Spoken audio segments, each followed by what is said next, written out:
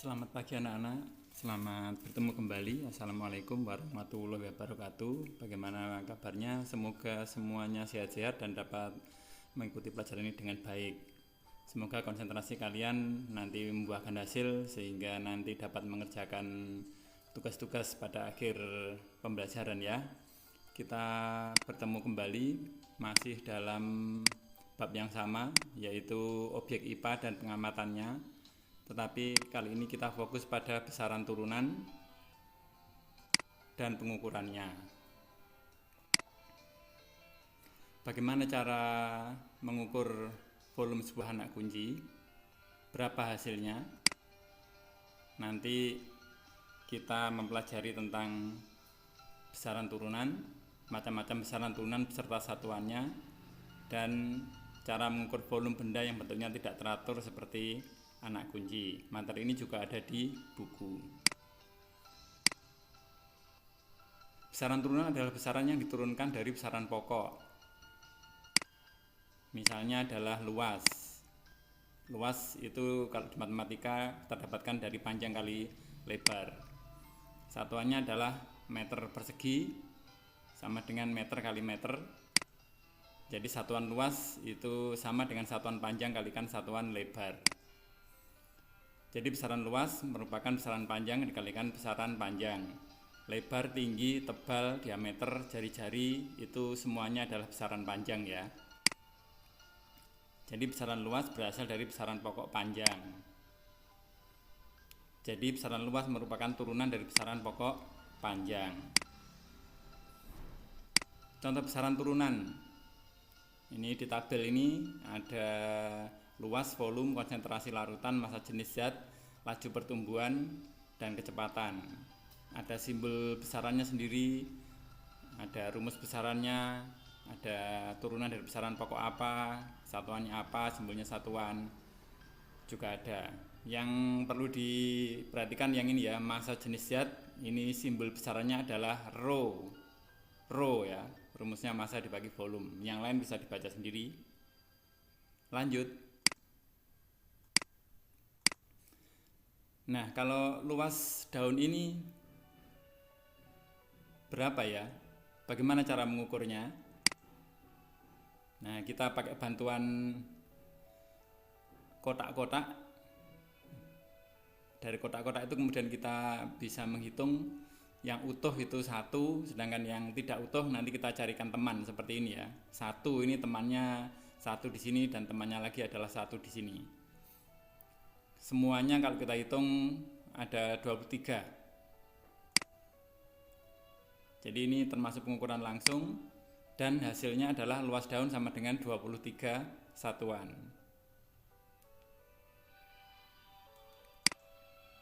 Pengukuran tidak langsung untuk objek yang teratur, misalnya lingkaran atau bidang persegi, menggunakan rumus matematika, yaitu luas sama dengan panjang kali lebar. Atau kalau lingkaran yang menggunakan PR kuadrat.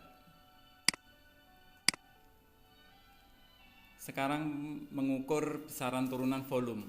Apa alat ukur volume? Kalau benda kita pakai bantuan air ya. Jadi alat yang paling penting adalah gelas ukur. Seperti ini. Ini adalah gelas ukur, kapasitasnya 1000 ml atau 1 liter, cairannya berisi 800 ml. Ini airnya sampai di sini. Ini juga ada gelas ukur yang lebih kecil, kapasitasnya 250 ml, berisi air ini sampai di sini 200 ml. Ini yang lebih kecil lagi adalah berkapasitas 100 ml sampai di atas ini, cuma tidak kelihatan karena tidak berwarna putih, tapi ini hanya terbuat dari garis-garis skalanya. Ini berisi air sampai sekian, ini adalah 40 ml. Yang lebih kecil lagi adalah gelas ukur kapasitasnya 50 ml, berisi air sampai di sini, ini 20 ml, dan masih ada lagi yang lebih kecil. Nanti kalau ke laboratorium kalian bisa melihatnya. Bagaimana mengukur volume secara langsung untuk objek yang tidak beraturan? Misalnya anak kunci. Anak kunci ini bagaimana cara mengukur volumenya? Kita membutuhkan gelas ukur. Ini kita pilih yang 50 ml yang cukup untuk dimasuki oleh anak kunci. Caranya bagaimana? Mari kita lihat video berikut ini.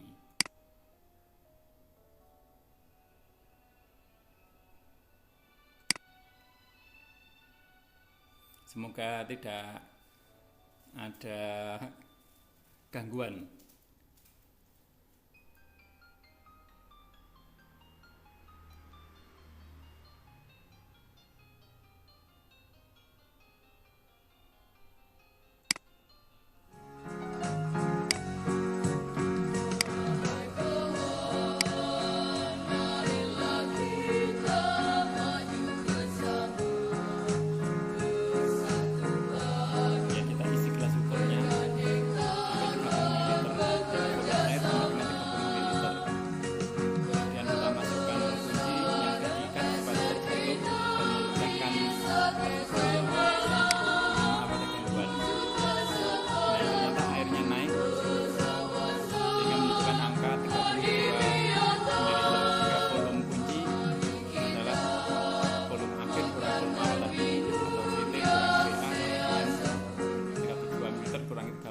Sama dengan 2 ml.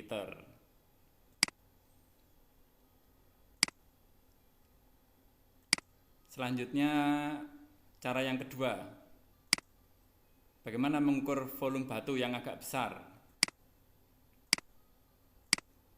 Kita membutuhkan peralatan. Ini adalah gelas berpancuran, ini adalah kontainer. Ini supaya airnya tidak tumpah ya. Jadi kita lindungi supaya mejanya tetap bersih. Ini adalah cara mengukur yang kedua. Kalian juga bisa melihat videonya di tautan YouTube saya, di channel saya. Nanti di bagian deskripsi kalian klik, nanti ada video yang sama dengan ini.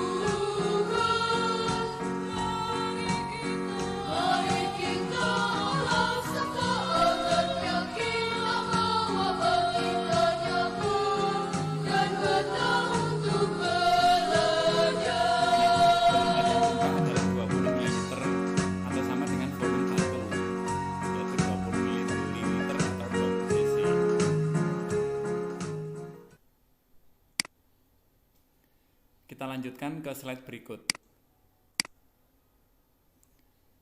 Pengukuran besaran turunan volume secara tidak langsung untuk objek yang beraturan. Misalnya ini adalah silinder yang tingginya T, diameternya D. Berapa volume silinder? Ya, kita menggunakan rumus matematika.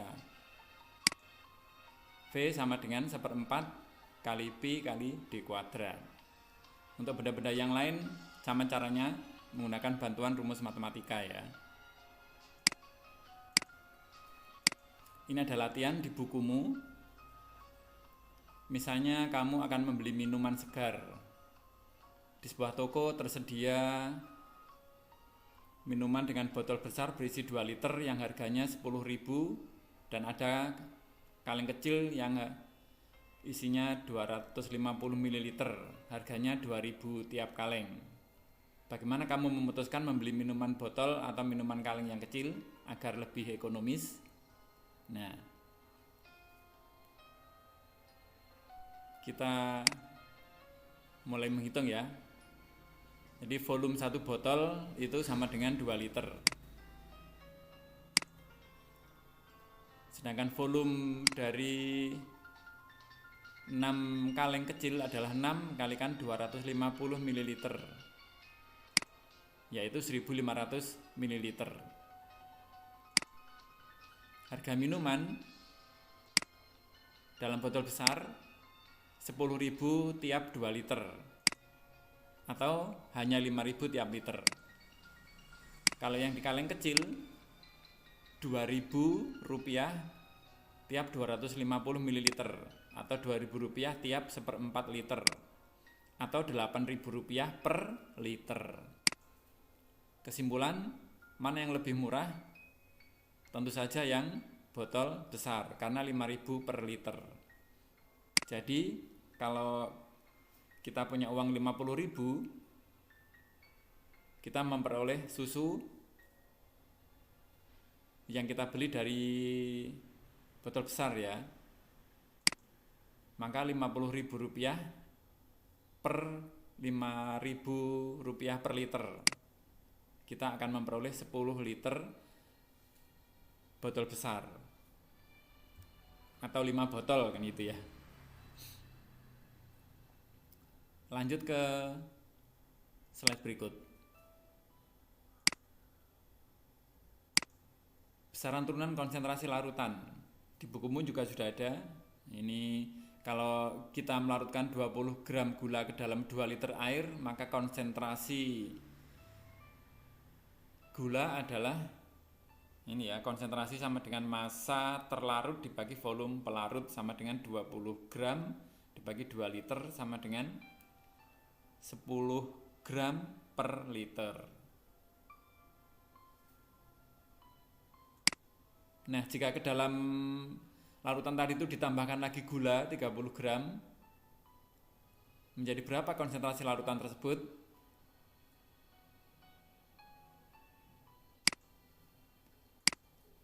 Maka kita bisa menghitungnya K sama dengan M terlarut dibagi V pelarut. Yang terlarut tadi pertama adalah 20 gram ditambah dengan 30 gram dibagi dengan airnya tetap 2 liter.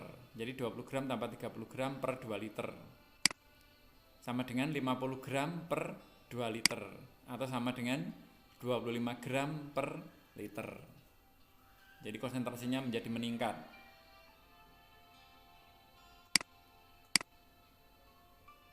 Masih konsentrasi larutan, perhatikan gambar skala pengukuran massa yang akan dilarutkan dalam air pada gambar di bawah ini. Nah, ini ada massa suatu zat yang skalanya ditunjukkan oleh ini, kemudian dilarutkan oleh ke dalam cairan yang cairannya sejumlah ini. Berapa konsentrasi larutan yang terbentuk? Konsentrasi sama dengan massa terlarut dibagi dengan volume pelarut. Sama dengan massa terlarutnya berapa? Lihat di sini nih. Berapa ya? 162,7 ya. Dibagi dengan ini 40 liter. Hasilnya adalah 4,0675 gram per liter. Perhatikan baik-baik. Nanti dipelajari lagi ya. Ini ada besaran turunan massa jenis zat. sebuah batu kalau ditimbang hasilnya seperti ini, skalanya ditunjukkan oleh neraca 4 lengan. Kemudian kalau diukur volumenya, ini sebelum ada batunya, ini sesudah ada batunya. Berapa massa jenis batu? Massa jenis itu merupakan ciri khas dari suatu zat ya. Jadi kita bisa mengetahui apakah zat itu benar-benar emas atau besi atau aluminium itu dengan cara menghitung massa jenisnya. Kemudian kita cocokkan dengan tabel yang sudah dibuat oleh para ilmuwan sebelumnya. Para ilmuwan itu juga menentukan tabel berdasarkan percobaan. Nah,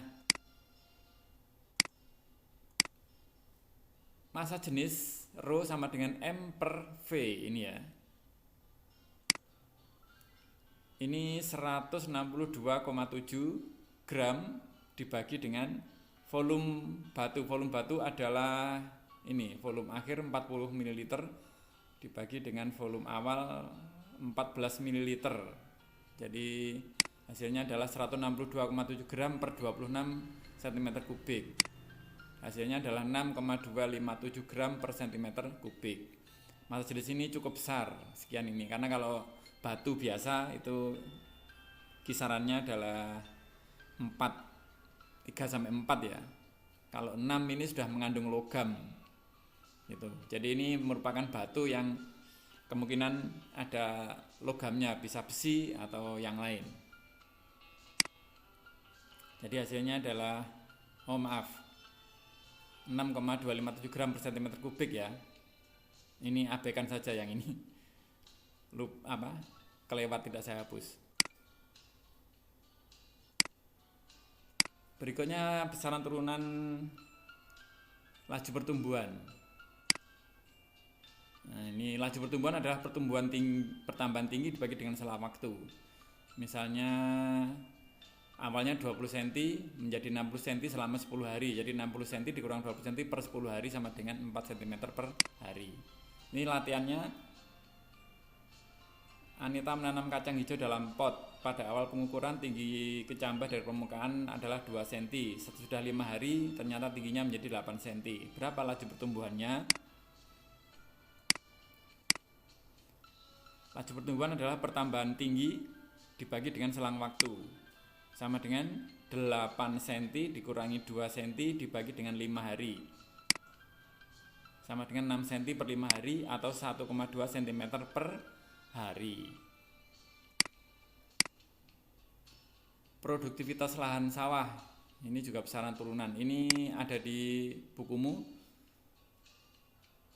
Rumuskan satuan yang sesuai untuk menghitungnya. Beri penjelasan tentang rumusan tersebut. Produktivitas lahan sawah itu ditentukan oleh jumlah produk atau hasil panen dan luas sawah. Jadi produktivitas lahan sawah atau PLS sama dengan hasil produksi tiap luas lahan sawah. Jadi satuan yang sesuai adalah ton per hektar kalau di kampung-kampung ya. Kalau di satuan internasional ya kilogram per meter persegi. Baik, itulah materi untuk hari ini. Semoga kalian mendapat manfaat. Kemudian pelajari kembali jika ada yang belum paham. Kemudian boleh diskusi nanti di kelas. Kemudian jangan lupa nanti kamu mengerjakan tugas seperti biasanya di link yang saya kirim. Semoga bermanfaat dan hasilnya cukup bagus. Sampai di sini saja. Silahkan mengikuti pelajaran berikutnya. Wassalamualaikum warahmatullahi wabarakatuh.